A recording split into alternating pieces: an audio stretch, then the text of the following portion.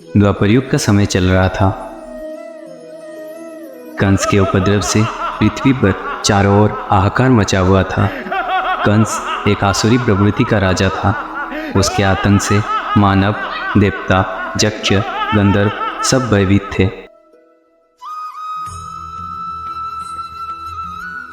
कंस को सत्ता का लालच था।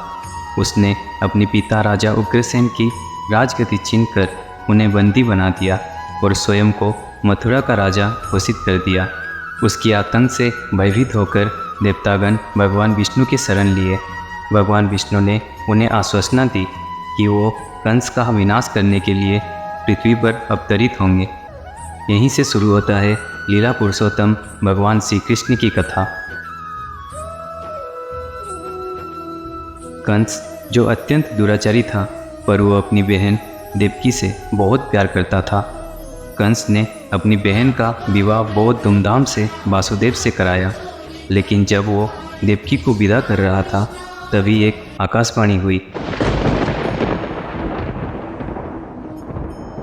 कि देवकी का 8वां संतान कंस की मौत का कारण बनेगा। यह सुनकर कंस भयभीत हो गया। गुस्से से उसने अपनी बहन और उनके पति वासुदेव को जान से मार देने को चाहा। देवकी और वासुदेव जी ने अपने सारे संतान को कंस के हवाले करने का वचन दिया। देवकी और वासुदेव का ये विनती सुनकर राक्षस कंस ने उनका जान तो बख्श दिया, पर उन्हें कारागार में बंद कर दिया। उनके आसपास सैनिकों की कड़ी पहरेदारी लगा दी। वो आए दिन दोनों के ऊपर कड़ी अत्याचार करता रहता। जैसे जैसे देवकी और वासुदेव का संतान होते गए, वैसे वैसे कंस उनके सारे संतानों का वध करता गया। कंस अपनी मौत के डर से देवकी की 7 संतानों को मार चुका था। अपनी आंखों के सामने एक एक करके सारे संतानों को मरता देख देवकी और वासुदेव अत्यंत कष्ट में थे। दोनों की आंखों से आंसू रुकने का नाम नहीं ले रहा था।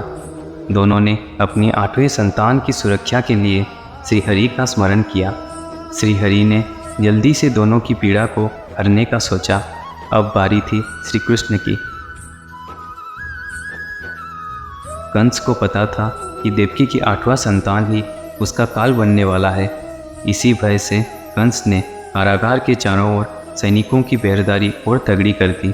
पर कथा अगर श्री कृष्ण जी का है तो बिना लीला का कैसे संभव होगा। अब वो दिन आ गया था जब नन्हे कृष्ण धरावतरण करने वाले थे।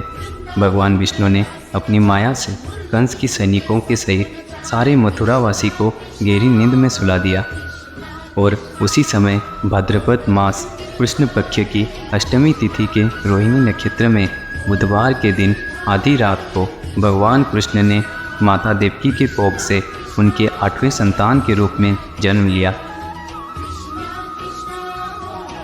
कृष्ण की जन्म होते ही काले अंधेरा से भरा हुआ कारागार श्रीहरि की प्रकाश से पूर्ण प्रकाशित होने लगी।